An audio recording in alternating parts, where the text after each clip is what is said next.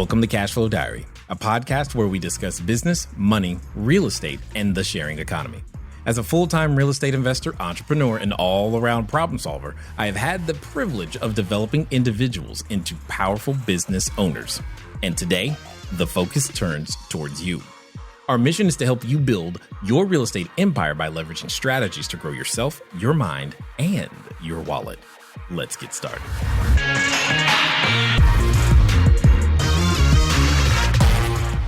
If you are currently getting corporate customers, like from a business or a hospital, I would encourage you to get to a stage where you can get to Lodgify soon, because you're going to want to collect that information so that you can reach back out to people directly and get them to come back.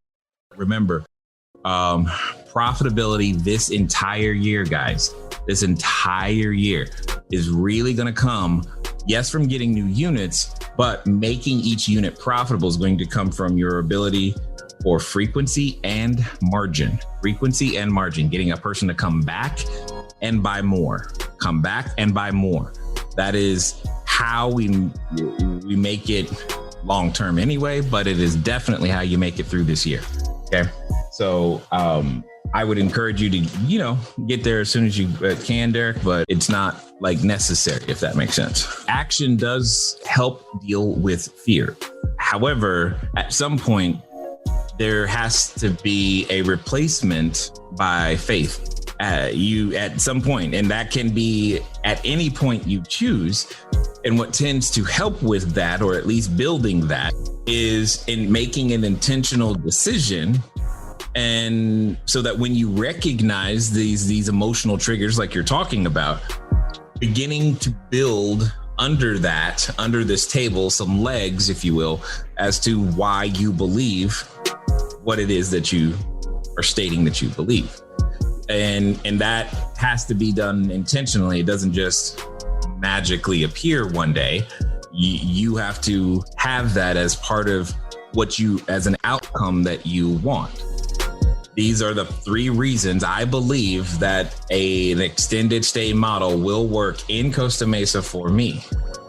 And some of it could be to deal, because I depending on what we're talking about, we all have various levels of this, to where maybe it's something as simple as you've never seen yourself as someone who could run 5, 10, 20 units or whatever it is. And that's actually what you're dealing with. All I know is if you ask me, is there a need for the type of housing in that area? The answer is yes.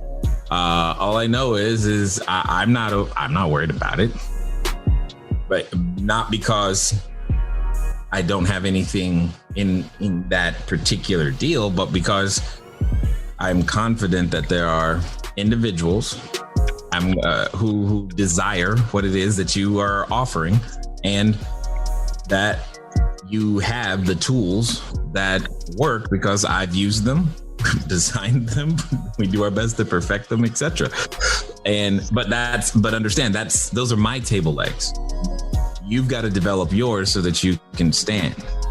Positive news on multiple fronts. I also feel like I've got a little bit of imposter syndrome, but up to 10 units and all are full right now. And that's awesome. And I'm no longer employed by choice. Whoa. What? No, you got to say that again and louder. I am no longer employed by choice. And that's where the imposter syndrome comes from. What? I've got this weird feeling of not knowing what to do. Oh, it's Monday. What do I do? I understand. You're like, wait. I don't have to go sit in traffic? When's my lunch break? What do you mean whenever? I understand. I do. Congrats, man. That's exciting to hear. Thanks. And the light freak out of, having to go get the food now as opposed to relying on someone to bring the food to me. So yeah. No, that's real talk. And that's exactly what I'm talking. Oh my God, this is a great Monday.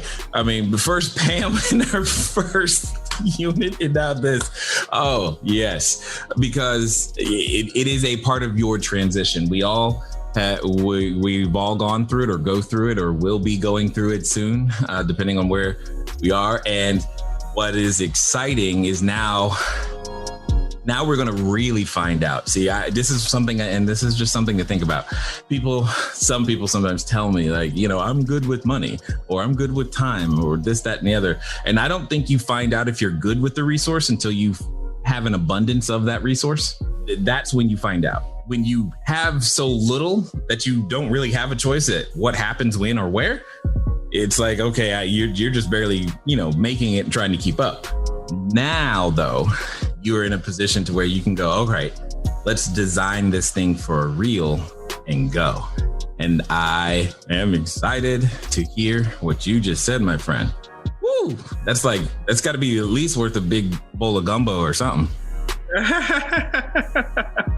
Actually, I took a couple weeks off I actually unplugged just to that makes sense. Wrap my mind around what I was doing, what was going on. That absolutely, it's like, what just happened to me? Like, it is a life change. Yeah, absolutely, bro. 100%. Remember to do that when and if you ever have a child too. I've reached out to Crystal and that are not employed anymore, just to help with nerves. And I'm going to reach out to Wendy and John to help plan out my new life. Yes, exactly. You, sir, now control.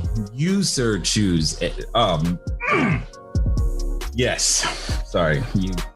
I can't even tell you guys just how much it means to me when these types of things, when you get your first units, you get through that first breakthrough, to hear Mark going, just to be willing to admit I am dealing with fear. That is an amazing, all of those things matter. Woo, this is so good.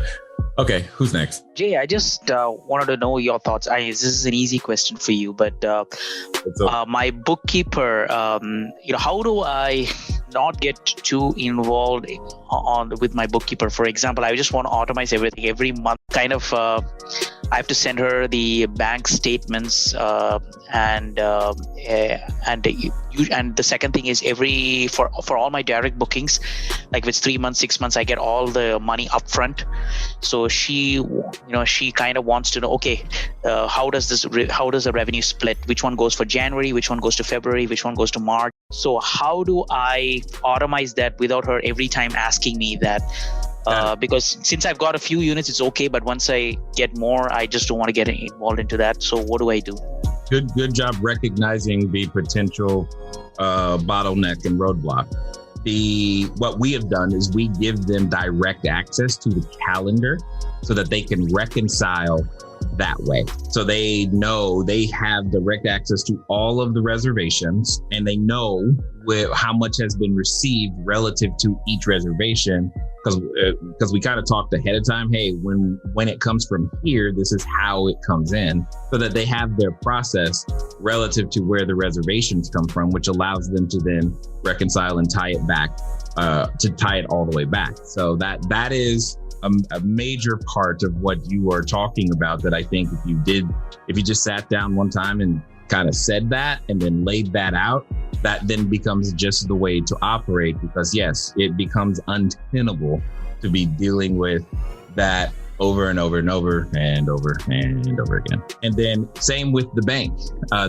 Many banks, I can't say for your bank, they have a financial only login or some sort of login that allows your bookkeeper or accountant or somebody to be able to just download transactions all on their own, again, without having to interrupt your day or do anything. And so again, the same thing happens where they can go grab the information and match it all up. Now you will still, in that process, you will still have to deal with the exceptions, meaning there will be some times where they're just like not sure what something is.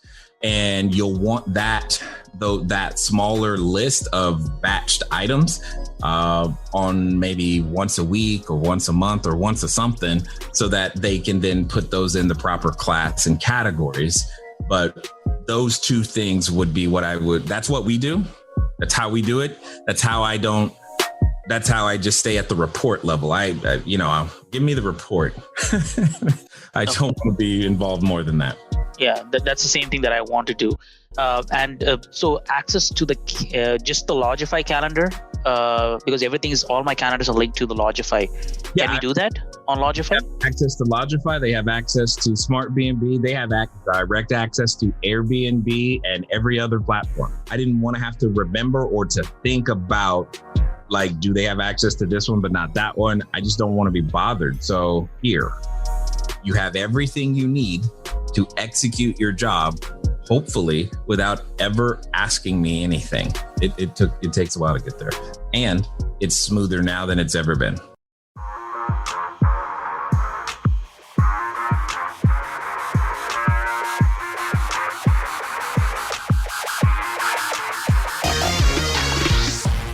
Thank you for tuning in to the Cashflow Diary podcast. If you enjoyed this episode and you'd like to help support the podcast, please subscribe, share with a friend, and leave a rating and a review. If you'd like to keep the conversation going, head over to CashFlowDiary.com to sign up for our email list, as well as check out all of the links and resources in the show notes. Thank you again. Until next time.